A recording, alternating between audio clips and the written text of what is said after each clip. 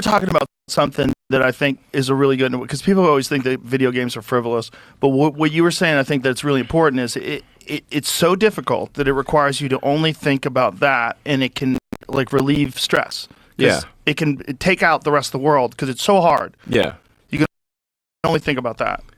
Yeah. I mean, if I play a video game on extreme difficulty, then I have to concentrate fully in the game, and it has a calming effect. Yeah. It sort of chills down.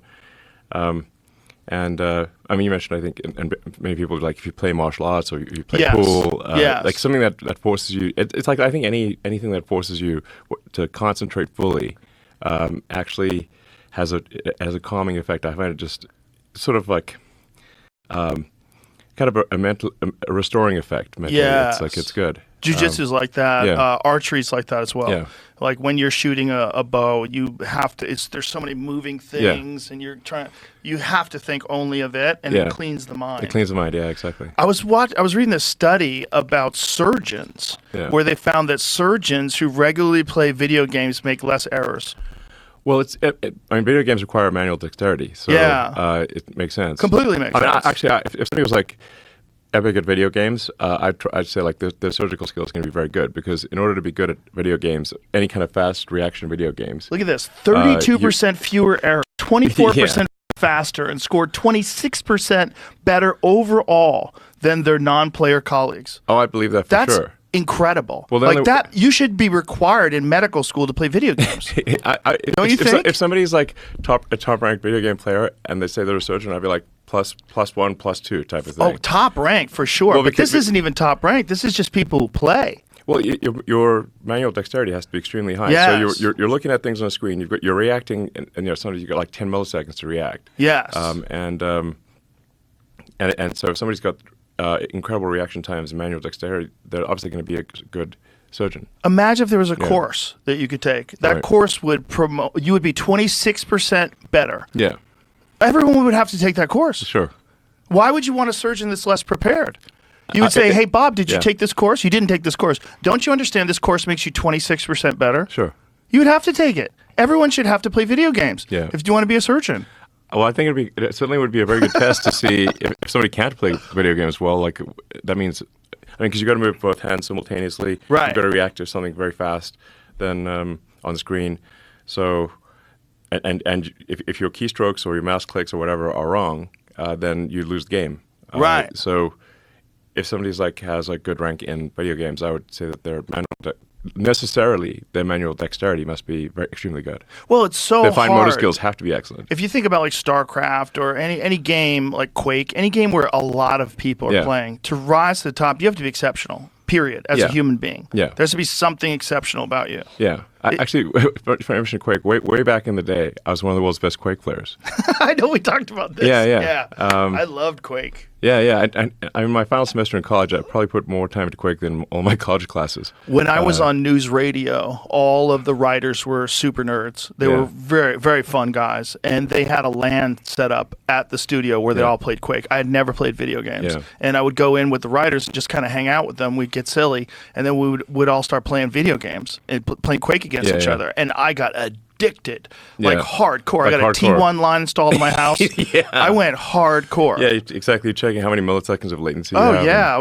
I was fully addicted. I was making my own computers. I was going to Fry's Hardware and buying motherboards and putting everything together. And, it was too much of a time suck, though. Yep. I'm an obsessive person. I can't get involved. Like, I can't play golf.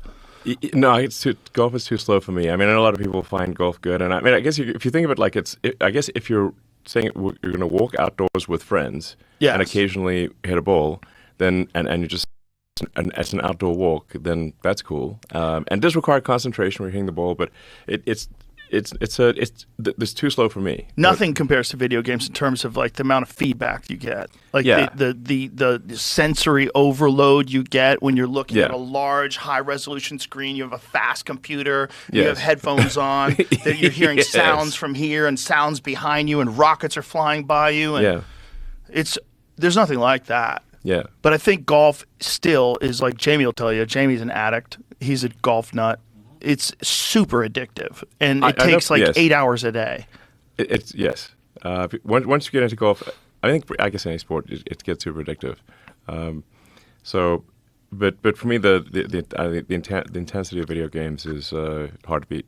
Yes, people dismiss it because they think it's just a waste of time. But we're showing like real world benefits of people playing video games. Yeah. If you want to be a drone operator, it's the only game in town. Yeah, I mean, absolutely. You have to get really good at video games. Yeah, for sure. So, in fact, I can actually tell like what my mental acuity is if I play a very hard video game. So if I'm trying to sort of get like an extremely good clear time in Diablo or something like that. Or any, a first-person shooter, whatever the case may be. Like if I can tell that I'm tired, or my brain's not working as well as it should. It's like a mental calibration. You can tell immediately, like how good is your mental state? Right, right. So it's like if you're trying to play really well, like if you play late at night and you're tired, you just play badly. Right. And you can say, okay. You may think that your brain is working well, but it isn't. Because you play the video game and you're like, you suck. So okay. Yeah, you're putting it under stress. Yeah. You're really stress testing it. You stress test it, and because like sometimes like I think I'm fine, but then you play the game like okay I'm not. I'm like 10% below what I should be. That's how I feel about workouts for sure. Like that's how I knew I had COVID, or I knew everyone in my family had COVID, and I was trying to not get COVID, and so I was working out. I was like something's up. Like I felt fine normally, but then during exercise, I was like, okay, I can tell there's something wrong here. So let's just back off, relax. Yeah. Yeah. It's like people who don't stress test their mind, they think they're operating on the same level all the time. Like sometimes I come in here and I can't form a fucking sentence and I don't know what it is. It's like, what is going on? Yeah. So it's just like sleep's not, maybe it's like sleep wasn't that good or something like that. Yeah, something like that. Or I'm too busy and it's not, the words aren't coming out. Like I talk professionally, and I can't fucking talk. It's like I mean, sleep is massive. I mean, huge.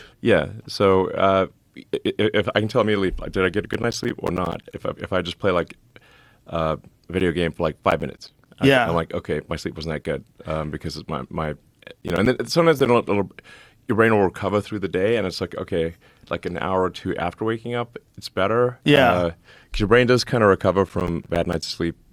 Little bit,